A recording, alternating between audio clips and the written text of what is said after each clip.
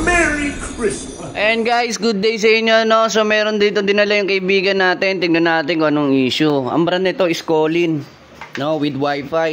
Ayan, Wi-Fi. Ayan. So ngayon, start tayo sa vlog. Tingnan natin kung anong problema. Connect natin sa line neutral. Ayan. Wala tayong taga-video, kaya handle lang natin. Pero ay gagayad naman tayo ng kaibigan natin. Ngayon, saksak. Tignan, ano problema. Ayan. Walang tunog kahit konti. On natin. Rinig nyo? Tunog-tunog lang. O, kinakapos ng voltahe. Ngayon, confirm natin kung kinakapos ng voltahe. Tanggalin natin yung Wi-Fi. Minsan kasi, pag dead set sa Wi-Fi, no? Ayan, pindutin natin on. Pansinin nyo, lumakas. Pero ayaw pa rin mag-on. Ngayon, bubuksan natin yung board. Ngayon, saksak natin siya nung naka-open. Tingnan natin kung ano problema. Makita natin yung ano niya, indicator light. Ito po. Ayun, pa-fluctuate pa rin siya. May tira pa. Kita? Makita, may flash tayo pero okay na yan. Ngayon, sa pagtitrace na to, bago tayo magsimula, may ginagawa akong procedure dito na para malaman natin kung system IC ba may problema. Ginagawa ko, sinusupplyan ko yung 12 volts, then mag-output yan ng 5 volts. Tignan natin kung magpa-power siya. Ayan, input natin.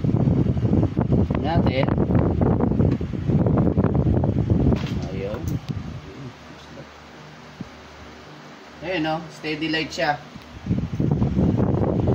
Pinutin natin yung on, pakipindot nga kaibigan.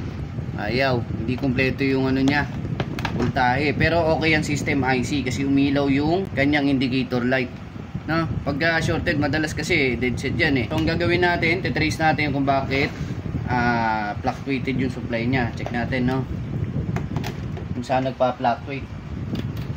Kung sa dapat natin malaman kung chopper ba, power switching ba may problema, o regulator, o may piyesa ritong resistor na nanghina, no? So ngayon, set natin tester sa DC supply, ay DC test. And on. Kita niyo yung ilaw, oh. Fluctuated, no? Fluctuated. Yan, check natin yung voltahe. Pakita natin actual kasi di makita yung ilaw eh. Di bali sa regulator, ito po yung ground, yung nasa taas. Tapos sa baba yung input. Dapat po yan 12 po yan. Yan. Dapat po 12 volts yan. Kaya lang wala. So, kung 12 volts, wala siya 12 volts, paano siya magdadrop ng 5 volts kung wala siyang 12 volts? Ang kailangan natin, mapapower natin 12 volts. Ngayon, may tuturo ako, shortcut na lang, no? Sa power switching po, makikita nyo to, nakalagay dyan, TOP, basta may code yan dito. Meron po yan data sheet. Meron po requirements yan sa gain control nya. No, may gain control po yan. Ito po yung capacitor na yon. No, ngayon check natin kung pasok pa ba yan. Yung value na yan. Ayan, tanggalin natin. Ngayon, tutusok tayo guys sa capacitance. Ito tayo rito, capacitance tester. Ayan, ilaw natin. Ngayon, hanapin natin yung sa ano, sa yung sinasabi ko sa inyo, gain controller ng ano, power switching. No, 47 ito po 'yun. Yan. Tingnan natin value ng capacitor, 47 po dapat 'to. Tingnan niyo yung value. Wow. Ang baba na po, no? So ngayon, ang gagawin natin, kukuha tayo ng capacitor. So ngayon gagamit tayo ng capacitor, 47. Ayan. 16B 47. Ngayon, testing natin siya actual, no? So ayan. Saksak na.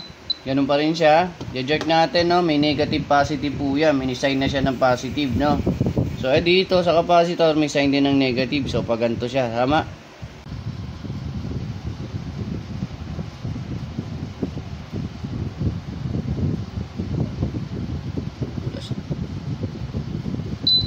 Okay, nagkaka-power na siya. Ayan, oh, tingnan nyo. Meron na, di ba? Oh. Kinunik ko lang yung capacitor. Tatanggalin ko, ha. Back to normal ulit. Ganun pa rin.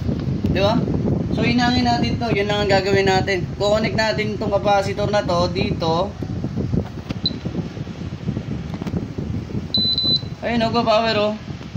Di ba? Ang galing. Oh.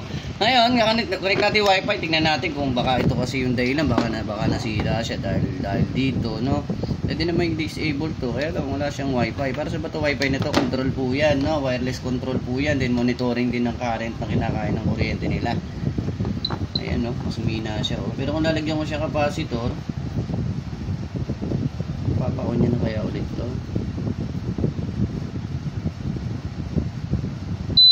Ayun, oh. Oh. Tapos pindot ng on.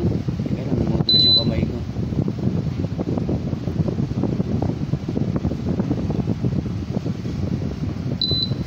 Diba? O, diba? Meron na. Diba? Basic lang, no? So, kung gusto nyo pag-aralan natin to, like and share po, no? Saka lagi tayong magko-comment, no? Kasi malaking bagay po sa akin yun, no? Yan. So, tanggal na. Ayan, tignan yung value. 1647. No? 16 volts, 47 UF. So, test rin natin. Yan. May daya eh. Nasa pusoy, di ba? Yun o. Oh. 8 UF na lang. Chupi. Ngayon, positive line. Ito. Ayan, positive line. Connect na natin. Positive line, nasa kaliwa. Kaliwa ah.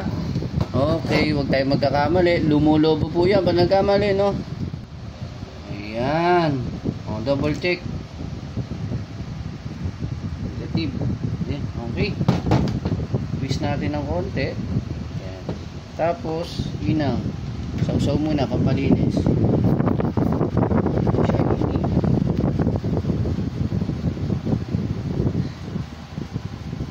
Okay. Ngayon, cut natin.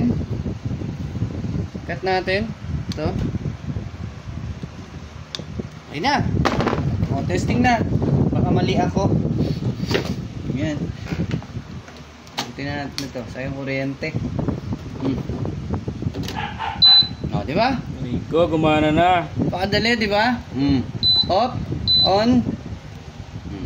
Ayun na. Ganun lang po. Adong vlog ba yan? And guys, thank you sa inyo lahat, no? So, salamat sa inyo. Subscribe nyo ako and like para lalo tayong ganahan, no? Nalaliman natin to guys, promise.